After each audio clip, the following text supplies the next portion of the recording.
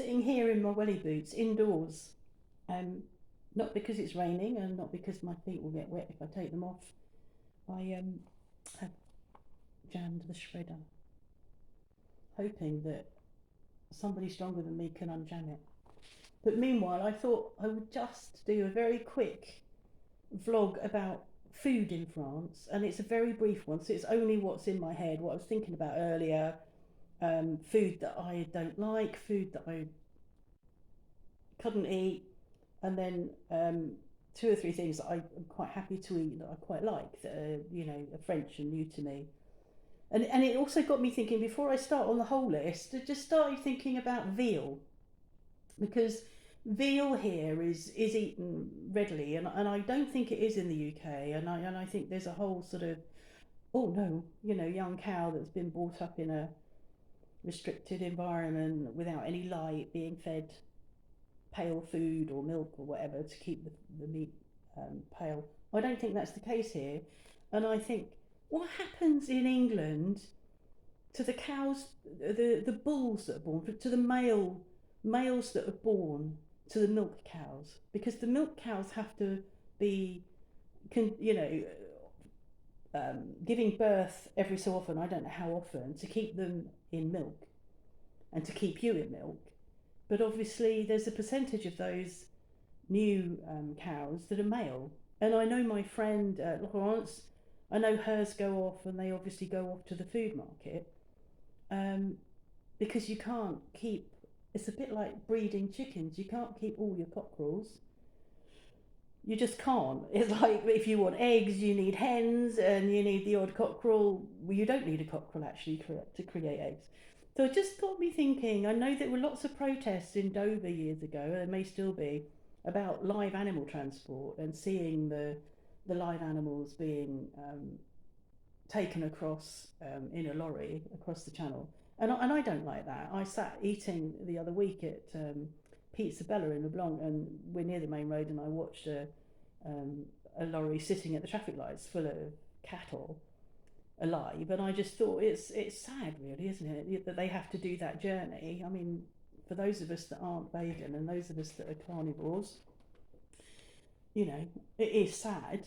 But so what happens to the veal? The calves that are born in the UK, where do they go? Um, is it a case of out of sight, out of mind? Because they've got to go somewhere. So anyway, so it got me thinking about that. So up until recently, my UK mind has sort of saying, oh no, I don't really want veal. And I think my first experience of veal was I didn't enjoy it. It was called blanquette de veal, and it's a there's a sort of a sauce over it, which is like and it is quite pale, um, and I just didn't like it. And quite often, you might end up in a restaurant where these sort of meals are. People enjoy them, especially the older generation. The older generation in France. There's lots of meals that they like that I wouldn't touch with a barge pole. So I have eaten veal more recently, but I would probably make sure it wasn't blanquette de veal because I think the blanquette bit is probably the sauce. Foie gras, another controversial subject that people get really angry about, and I wouldn't like to see what happens to the geese or the ducks that are force fed corn to make their livers really fat. I'm not going to go into that because it is controversial, and I don't support it. But actually, foie gras on the plate um, for some people is, oh, foie gras. For me, it's like, well, it's just like eating lumps of butter, and I like butter, but the foie gras is just like, no, not for me. An interesting one that I've only ever eaten once, and that was by mistake because I thought it was a sausage, and I was really hungry. We'd been travelling, and I can't remember where we were now.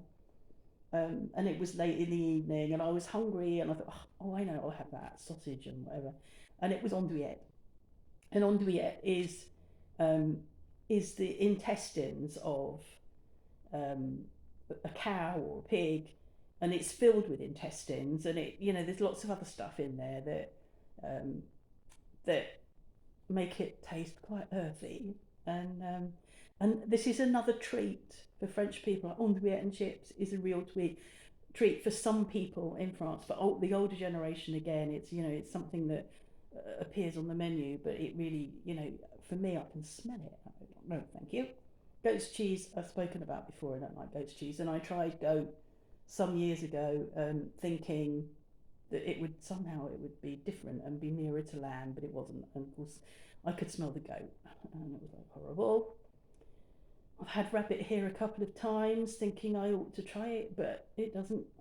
No, not for me. Thank you very much. It's sort of very sparse meat, not much meat, and I am a carnivore, so I like my big chunks of meat.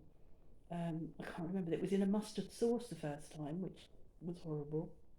Um, and finally, on the list, which is probably a longer list than this, of those things that are not for me, is tête de veau, which is head of cow, which our parents, my parents, so I'm 60s, my parents who grew up during the war and went through the war, this was, or what Jonesy used to give them at the butchers off ration, tête de veau was brawn.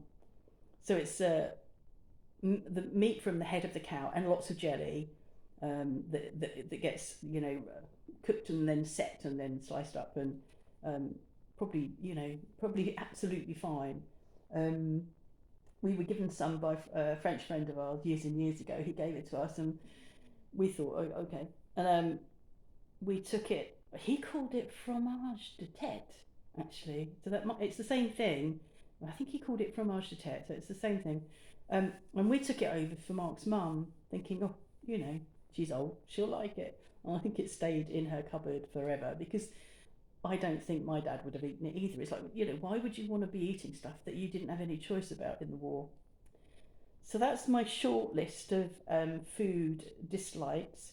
And whilst I was sitting here waiting for the shredder to jam, not magically, sadly, I was just put down a quick list. I've got poulet de la normande, which I like, which is chicken cooked in cider and various other things. You know, done in a casserole dish or in a slow cooker. I've made that a few times. That's really nice.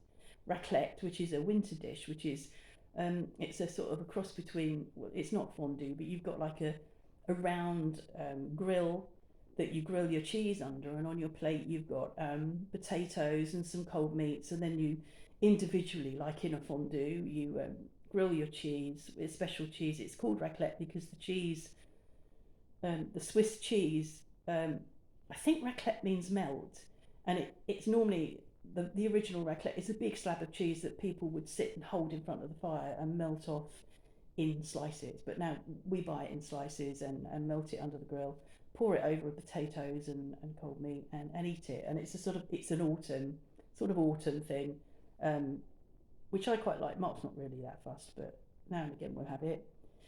Tartiflette, which is potatoes and cheese and lardon and white wine cooked to the oven, cooked as in a um, baking dish or Pyrex, you know, a glass baking dish or something.